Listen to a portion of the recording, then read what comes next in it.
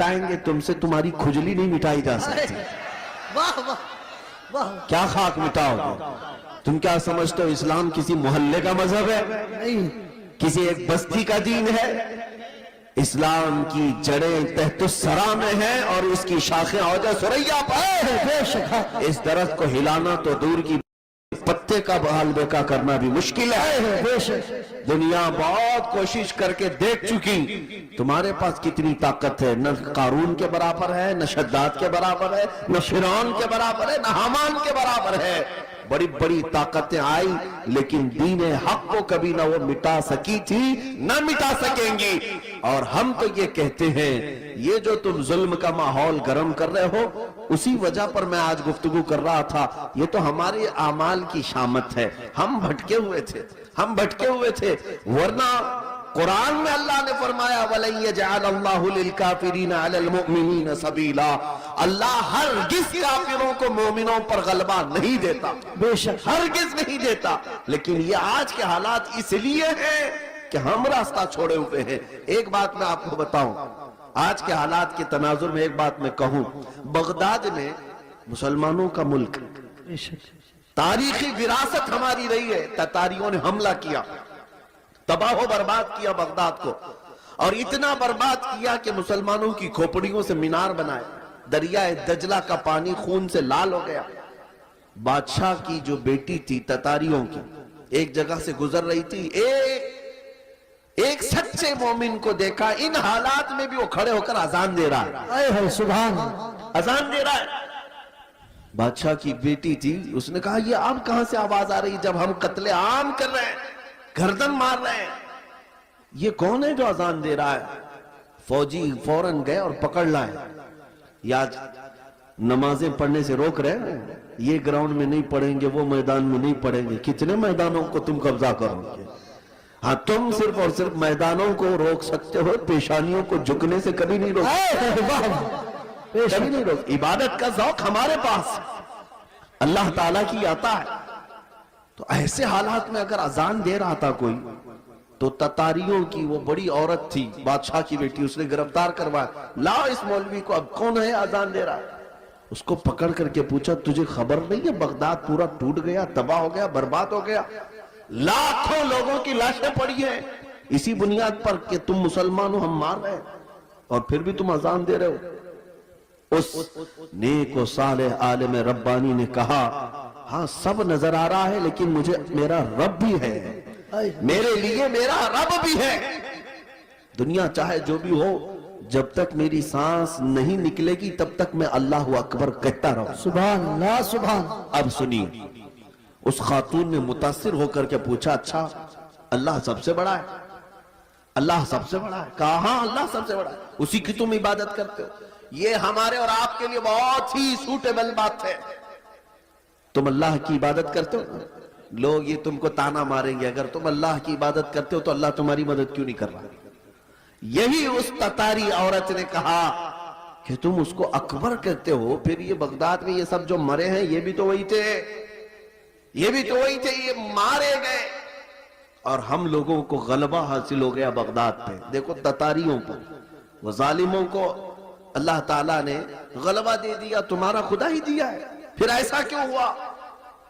بہت پتے کی بات سنیے. اس عالم دین نے کیا کہا کہ اے خاتون میں تجھے ایک مثال بتاتا ہوں.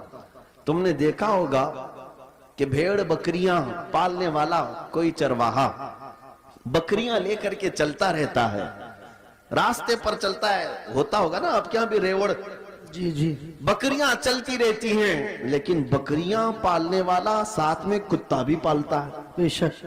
بکری اور کتے کا کیا لینا دینا ہے، کون سا تعلق ہے؟ لیکن یہ چروائے سے پوچھے، وہ بتائے گا کہ بکریاں چلتے چلتے کبھی ادھر ادھر چلی جائیں تو یہ کتا بھونک بھونک کر انہیں لاتا ہے اور پھر ریوڑ میں جمع کرتا ہے. بے شک. چرواہا یہی بتاتا ہے کہ اس لیے سارے بکریوں کو وہ پھر سے ایک ریوڑ میں جمع کرے، اس لیے وہ پالتا ہے. کتے کو اس لیے چھوڑا جاتا ہے، اس لیے پالا جاتا ہے. بلا تشبیہ و بلا تمثیل ذہنوں کو قریب کرنے کے لیے اس بغدادی عالم نے کہا ہم امت مصطفیٰ ہیں، بے شک ہم چلتے ہیں سیدھے راستے پر، لیکن جب کبھی ادھر ادھر بھٹکتے ہیں تو اللہ تم جیسے کتوں کو ہم پر چھوڑتا ہے، اے ہے بے شک کتوں کو چھوڑتا ہے تاکہ تم بھونک بھونک کر کے واپس صراط مستقیم پر لے آ سکو۔ بے شک۔ میرے عزیزو، آج یہ جس قدر مظالم ہو رہے ہیں، یہ تمہیں سیدھے راستے پر انشاءاللہ ایک نہ ایک دن ضرور لے کے آئے۔ انشاءاللہ میں محسوس کر رہا ہوں چند سالوں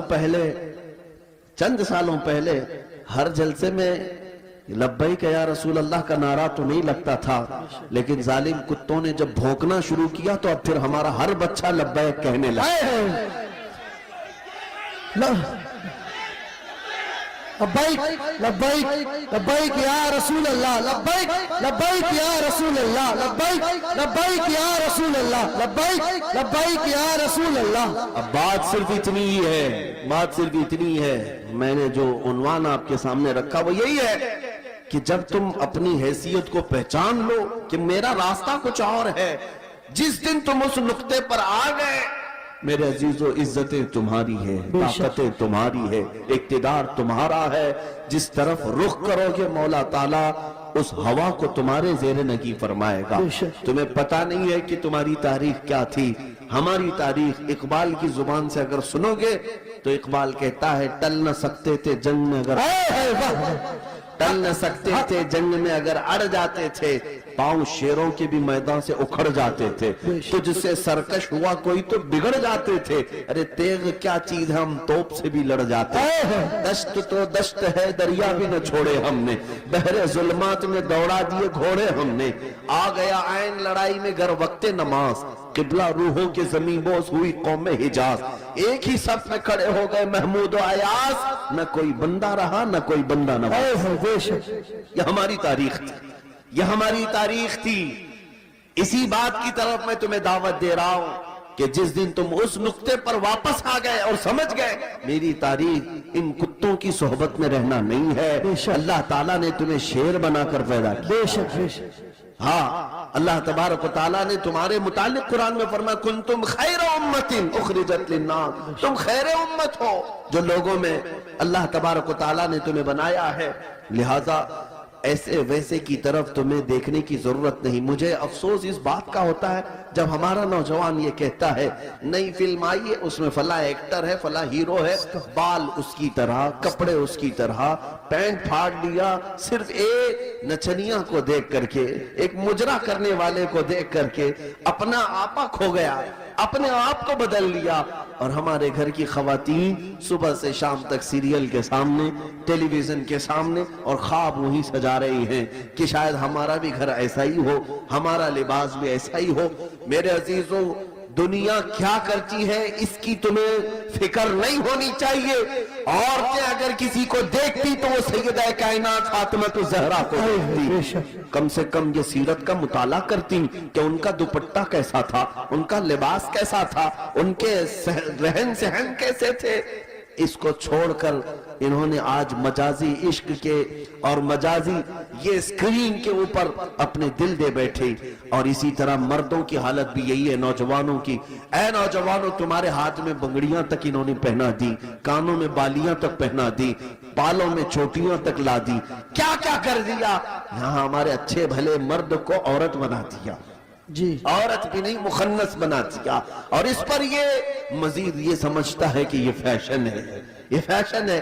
ارے ادھر سے ادھر سے پھاڑ کر کے پہننے والا، ننگا گھومنے والا اگر فیشن زدہ ہے تو پھر کتا اور بھینس بیل بکری یہ زیادہ فیشن زدہ ہے، بے شک کیونکہ وہ تو کپڑے ہی نہیں پہنتے۔ اگر ننگا ہونا ہی فیشن ہے تو جانور سب سے بڑے فیشنیبل ہے۔ میرے عزیزو، جنگلی دنیا کو نہ دیکھو، جو جنگل راج بنانا چاہتی ہو ان کو نہ دیکھو۔ اگر تمہیں زندگی کے ایمان کے مزے لینا ہے تو مدینے والے کی طرف دیکھو۔ بے شک بے شک